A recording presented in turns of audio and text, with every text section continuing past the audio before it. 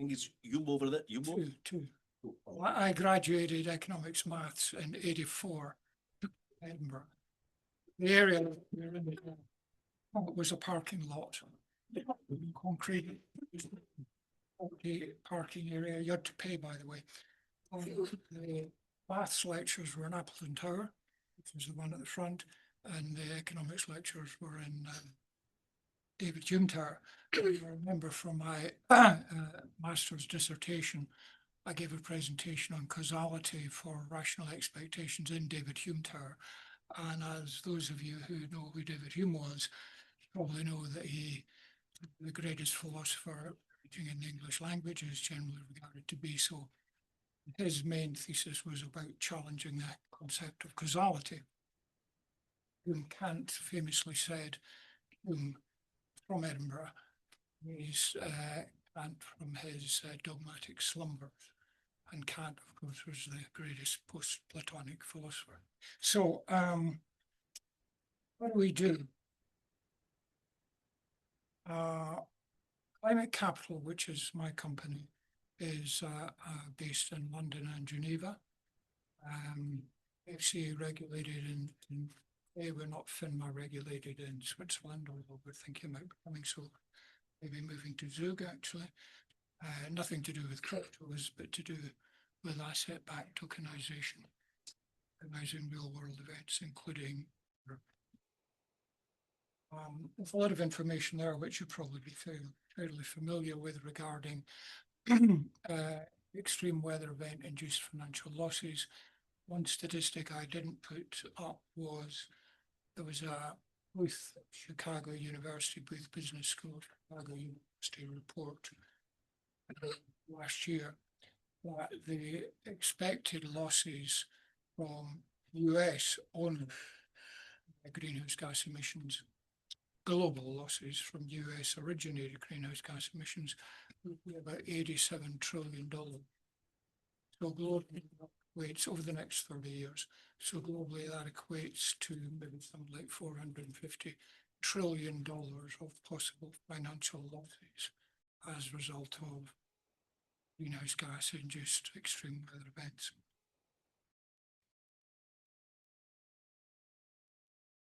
Those are events losses from last year. Biggest event loss is storm.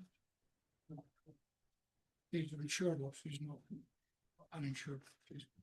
And the biggest region, Americas, which is quite interesting considering consideration aversion to change.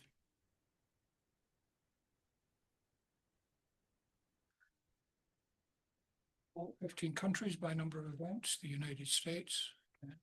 So climate change denialism emanating from the US is going to adversely affect the US's economic performance, and that becomes very clear. So what do we do when it comes to modelling? We don't do modelling ourselves. We work with George. We work with a number of other people on modelling. Considerations that have to be taken account of, we believe, as practitioners in modelling, are that econometric models are well used, both for a very long-term multi-decadal impact assessment and often, but less effectively, for short-term weather impacts. Long-term econometric models are okay, or econometric methodology is okay for long-term multi-decadal modeling, but it's less effective for short-term because it doesn't capture recent events. All the simulations are commonly used, of course. Multi-decadal CVAR assessments, long-term scenario planning around different RCPs, representative concentration pathways of CO2, atmospheric CO2. Real options analysis is typically used to determine allocation, timing of capital spend into resilience measures to protect against incipient extreme weather events.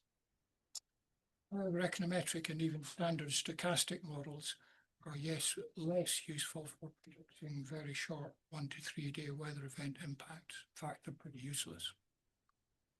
For short-term weather impact assessments, a core econometric model based upon one or more selected RCP pathways, different concentrations or the different RCP pathways, is used in our process with the AI overlay to capture and parse news, including social media data regarding emergent extreme weather events.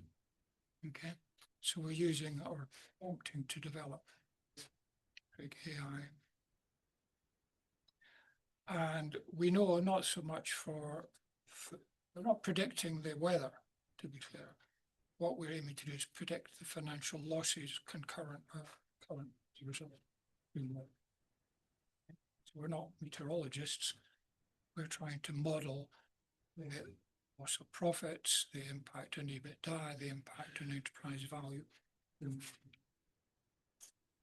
We know from previous work we've done at the fall, carbon price forecasting, carbon emissions, EUAs, particularly in the ETS, we can get as high as an R squared 9, as low as an RC of about 0.08. That's a very high performance level. Historically, is whether we can do so for extreme weather event financial losses remains to be seen. So what do we as practitioners do?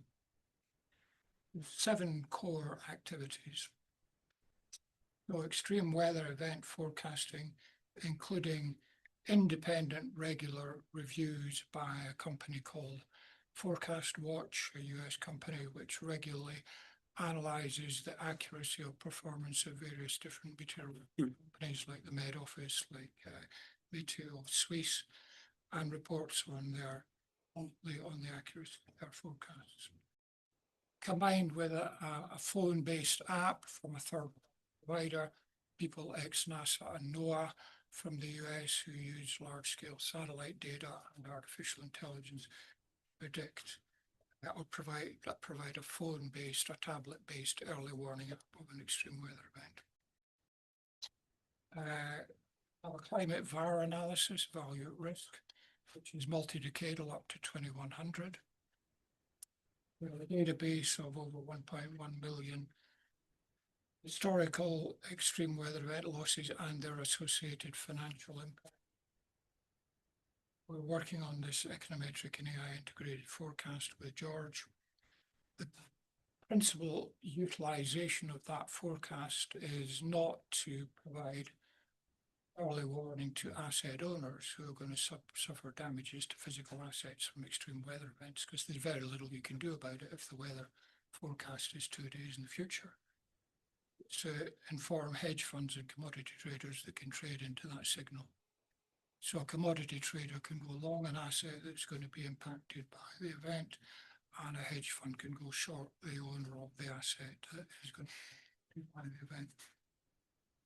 Still engage in carbon price compliance and to a lesser extent offset market, price forecasting and trading.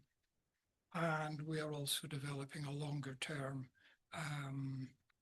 sustainability process using these analyses for companies to prepare for longer term extreme weather events. This is third-party analysis on transmission channels and impacts of financial stability. I'll go into that in a lot of detail. And this is a co-occurrence analysis of keywords that have been used by researchers in the last 5 years, I think, into climate change, extreme weather. We are looking at using the Boltzmann equation. Why the Boltzmann equation? Because this has nothing to do with weather forecasting or gases. You know, the Boltzmann equation is about impact of gases in cloud. We're looking at using the methodology to analyze the impacts of various different financial events upon one another.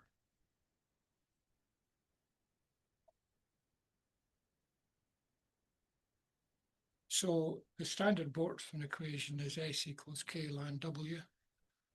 So that's the thermodynamic entropy. We are not interested in thermodynamics or second law of thermodynamics, entropy is increasing over time. That's important in our understanding of financial change or change in financial markets. Use the Boltzmann methodology. W is the number of accessible microstate for a given macrostate. So the core thesis is that we aim to analyze an event called a macrostate by understanding the dynamics of the interactions in the microstates, which are unknown other than randomly sampled, which constitute the observable macrostate.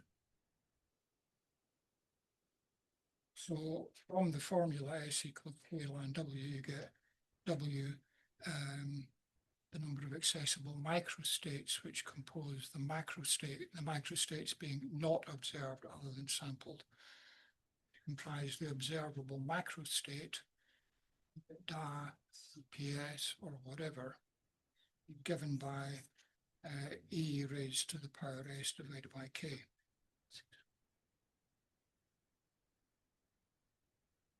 So basically the pink area or the colored area under the graph is the representative microstates that constitute the observable macrostate, EBITDA, EPS, or anything else in financial markets, limited by 1 and E.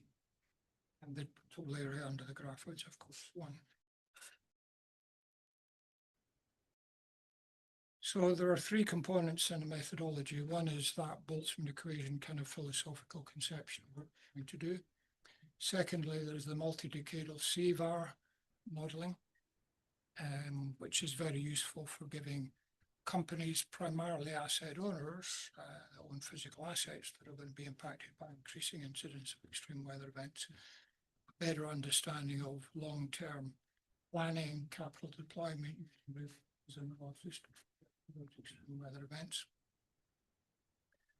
using the RCPs.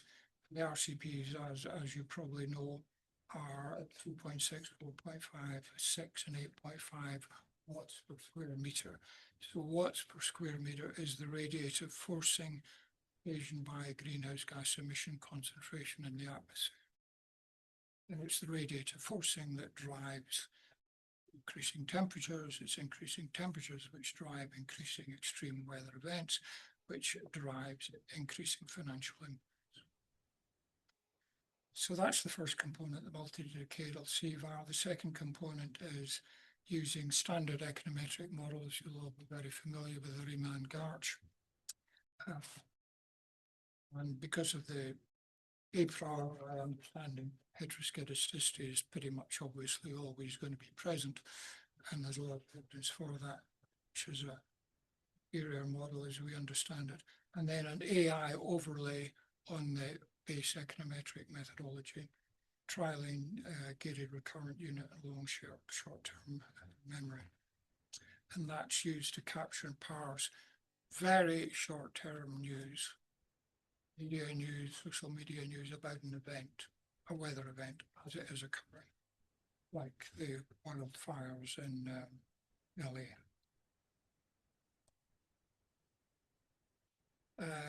The methodology to assess CVAR and multi-decadal, I've got a slide there. I think George is going to be supplying the PowerPoint slide deck to everyone, so those that want to understand a little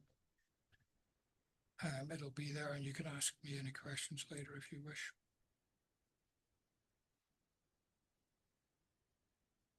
And then we end up mapping the CVAR modeling to the rating pillar. The rating pillars being the stock market rating of the asset owning company. Because it's primarily through loss of rating or a reduction in rating that companies will see their stock value decrease.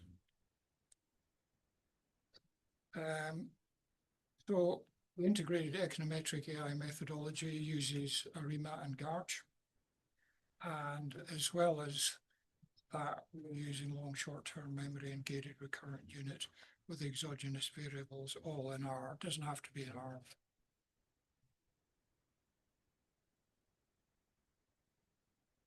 So there's the basic neural network, there's a multi-layer perceptron, recurrent neural network, long short-term memory. unit and a Remax models.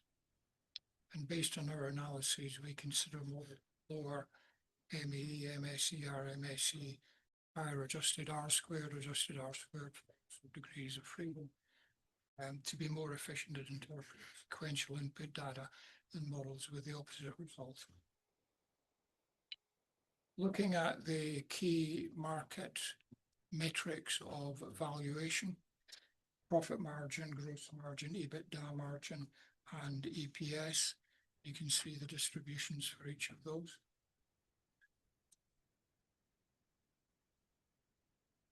And firstly, we observe for both the profit margin and the gross margin plots, the top row of histograms, both are almost symmetrical with even spreads. The profit margin simulation results showing a slightly wider range. This suggests that profit margins are more sensitive to shocks, sudden events than the gross margin, due to perceived volatility in the profit margin data. It could also suggest that gross profit is less likely to be affected due to companies maintaining some degree of operations during these weather events or a flaw in our implemented methodology. In the EBITDA and EPS histograms, based on the simulations, we immediately observe that the histograms both have varying amounts of negative skew. The EBITDA plot more similar to the gross profit, the profit and gross margin plots, but has got slightly negative skew. That suggests that while most firms have slightly positive EBITDA margins in the face of extreme weather events, significant downside risk due to the risk too. Why that should be, we're still trying to understand. We observe that the EPS margins for those companies are significantly affected by risk in the face of extreme weather events, based on our simulations, with large negative skew and considerable bunching below zero. That suggests that EPS is the most impacted profitability metric, based on the Monte Carlo simulations of extreme weather events in the UK.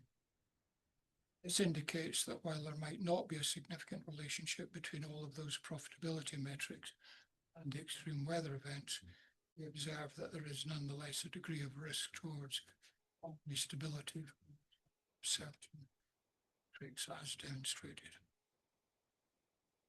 So,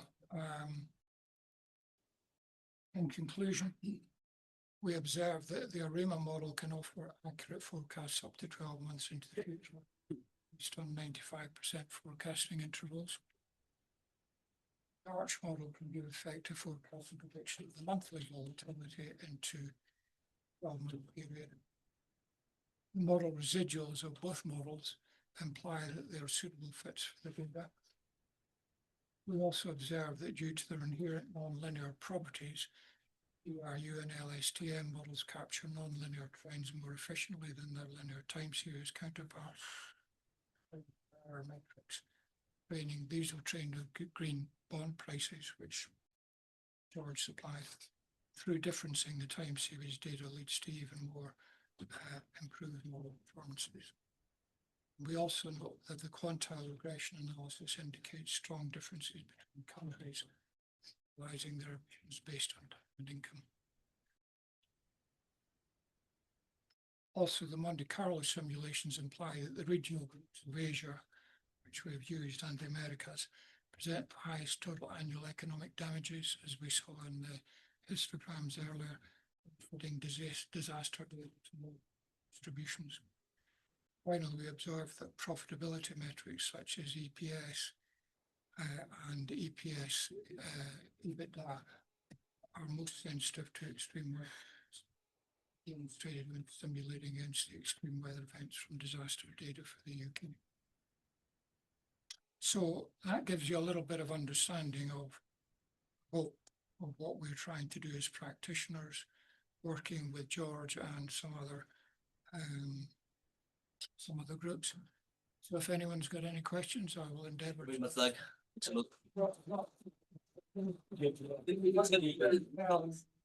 Can I say something before the question? You're 10 minutes earlier, which means that we have 45 minutes. I hope not for questions, because then there is the lunch. The last speaker is not here, so we can go even downstairs if you want after this talk. Okay. So now, thank you very much again. We can go to questions if you have.